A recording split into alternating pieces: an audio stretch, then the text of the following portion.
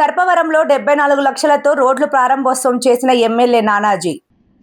కూటమి ప్రభుత్వంలో అభివృద్ధి ధ్యేయంగా పనిచేస్తున్నామని, రూరల్ నియోజకవర్గంలో సుమారు 100 కోట్లతో రోడ్లు, డ్రైన్లు అభివృద్ధి చేశామని ఎమ్మెల్యే పంతం నానాజీ పేర్కొన్నారు. కాకినాడ రూరల్ మండలం సర్పవరం గ్రామంలో ఎంజీఎన్ఆర్ఈజీఎస్ నిధులు 74 లక్షలతో గ్రామంలో గల పోస్టల్ కాలనీ, భవన్ నారాయణపురంలలో 9 రోడ్లు, 1 డ్రైన్ ప్రారంభించడం జరిగింది. ఈ సందర్భంగా ఎమ్మెల్యే నానాజీ మాట్లాడుతూ, ముఖ్యమంత్రి చంద్రబాబు నాయుడు, ఉప ముఖ్యమంత్రి పవన్ కళ్యాణ్ల ఆదేశాలతో గ్రామాల అభివృద్ధిలో భాగంగా ప్రతి గ్రామంలోనూ అభివృద్ధి చేయగా ముందుకు వెళ్తున్నామని, ఈ సందర్భంగా ఎండీఓ సతీష్, కూటమి నాయకులు పెంకే శ్రీనివాస్ బాబా, రంబాల వెంకటేశ్వరరావు, పుల్లా శ్రీరాములు, పుల్లా వీరబాబు, పుల్లా కోటేశ్వరరావు, నందిపాటి త్రిమూర్తులు, బన్ను, బోల్లా కృష్ణమోహన్, కార్యదర్శి పబ్బినేడి శ్రీనివాసరావు, అధికారులు, కూటమి నాయకులు, గ్రామస్తులు పాల్గొన్నారు. ధ్యేయంగా అలాగే అభివృద్ధితో పాటు సంక్షేమం, అంటే సంక్షేమం చేసినప్పుడు అభివృద్ధి చేయలేమని చెప్పి గత ప్రభుత్వం అభివృద్ధి విషయంలో చేతులెత్తేసిన సంగతి మీ అందరికీ తెలిసిందే.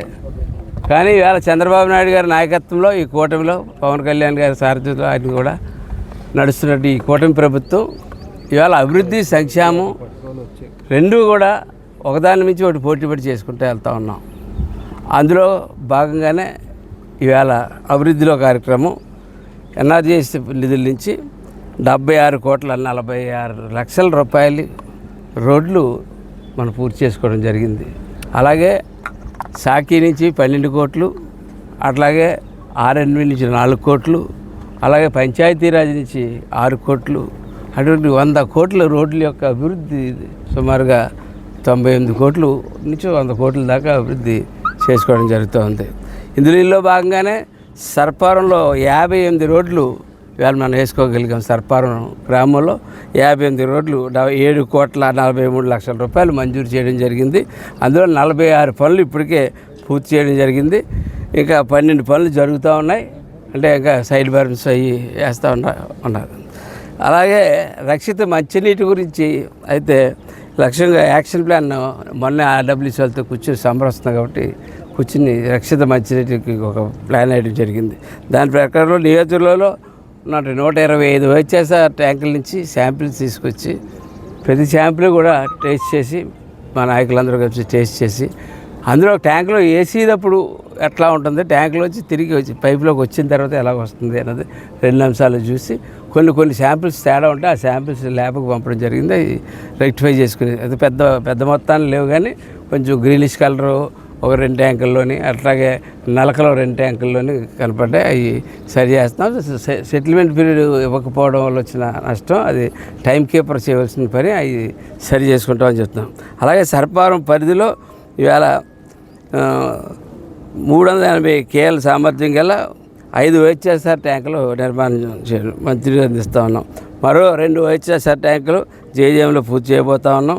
అలాగే 200 KL OHBR వాటర్ గ్రిడ్ నుంచి ప్రారంభించడం జరిగింది, అది కూడా చేస్తూ ఉన్నాం. అంటే మౌలిక సదుపాయాలు ప్రధానమైన లక్ష్యంగా పెట్టుకుని ఇవాళ రోడ్లు, మంచినీరు మీద పడ్డాం. అట్లాగే నెక్స్ట్ అవుట్పుట్, ఇవాళ అవుట్పుట్ తీసుకెళ్ళడానికి బయటికి డ్రైన్స్ అవుట్పుట్ పెద్ద ప్రాబ్లం అయిపోయింది. డ్రైన్ అయితే కట్టగలుగుతాం, కానీ ఈ డ్రైన్ని పూర్వపు ప్రభుత్వాలు చేసిన నిర్లక్ష్యం వల్ల ఈ డ్రైన్లు ఎక్కడికి తీసుకెళ్ళి కలపాలన్నది పెద్ద ప్రశ్నార్థంగా మిగిలిపోయింది. వాళ్ళ పొద్దున మున్సిపల్ కమిషనర్ కూడా రావడం జరిగింది, కూర్చున్నాం, చాలాసేపు కూర్చున్నాం. ఎలాగ పుటేరులోకి ఏ దారిలో ఏ కంపెనీ నుంచి కనీసం ఇవి ఉంటాయి కదా HDPE పైపులతోటి కన్నా సరే బెయిల్అవుట్ చేసి, ఎందుకంటే ఒక ఇంటిలో నీరు పక్కింటికి వచ్చేస్తుంది, పక్కింట్లో ఇల్లు కట్టుకుంటే మళ్ళీ అవతల పక్కింట్లోకి వచ్చేస్తుంది. ఫైనల్గా అన్ని ఇల్లు కట్టేసిన తర్వాత అక్కడ నీరు ఎటేలాలో తెలియని 1 వార్డు 2 వార్డులు 3 వార్డులు ఎటేలాలో తెలియని పరిస్థితి అయిపోయింది. దాన్ని అంతా కలిసి NFCL ద్వారా కానీ GFCL ద్వారా వారి నీటితో కొట్టు కలిపి మనం ఏమన్నా HDPE పైప్ లైన్ వేసి ఉప్టేర్లో కలపడానికి ఒక ఆలోచిస్తూ ఉన్నాం. ఇలాగ అవుట్పుట్ బయటికి వెళ్ళడానికి కొట్టే డ్రైన్స్ కూడా త్వరలో స్టార్ట్ చేస్తాం. అభివృద్ధి విషయంలో ఎక్కడ వెనకడుగు వేయడం జరగలేదు. అలాగే సంక్షేమం మీకు తెలిసిందే, 1-2 మినహాయించి అన్ని సంక్షేమ పథకాలు ఏదైతే మేము ప్రామిస్ చేసాం అనేది అవి కూడా టైం కూడా దగ్గరికి వస్తూ ఉన్నాయి. హౌసింగు పెన్షన్లు త్వరలో మొదలెట్టిపోతాం. హౌసింగ్ గత ప్రభుత్వం గెత్తర చేసేసి పోయింది. అది హౌసింగ్ అది ఎటు నుంచి మొదలెట్టాలో ఎలా మొదలెట్టాలో కూడా తెలియని పరిస్థితిలో కంప్యూటర్లనే కన్ఫ్యూజన్ చేసింది మాళవిక గాడు. మావులిక గాడిది అది అలాగే ఉంటుంది.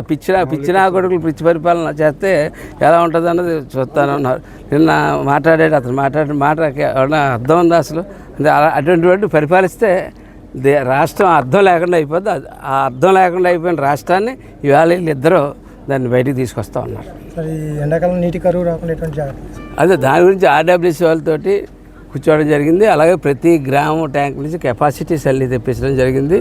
ఒకవేళ అవసరమైనప్పుడు అది కూడా కెపాసిటీస్ డబుల్ కెపాసిటీస్ కొన్ని చెరువులు నింపడానికి ఆల్రెడీ కార్యక్రమాలు చేస్తూ ఉన్నాం. అయితే లాస్ట్ టైం ఎక్కువ ఫేస్ చేసి తూరంలో ఫేస్ చేసాం.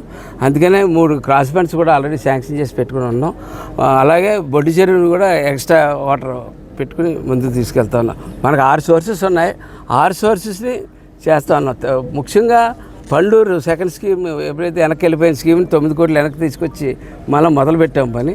ఆ స్కీమ్ అయిపోతే దాని కూడా అలాగే ఈవేళ అరట్లకట్ నుంచి పైప్ లైన్ స్టార్ట్ చేస్తాం. కొవ్వూరు, గంగనాపల్లి, రేపూరు, అలాగే పార్ట్ ఆఫ్ చీడిగా అక్కడ కూడా పూర్తిగా వాటి మీద దృష్టి పెట్టాం. మీకు ఈ సమ్మర్లో మంచినీళ్ళ గురించి కంప్లైంట్ లేకుండా ఉండడానికి విశ్వ ప్రయత్నం చేస్తూ ఉన్నాం. ఖచ్చితంగా మేము సక్సెస్ అవుతాం.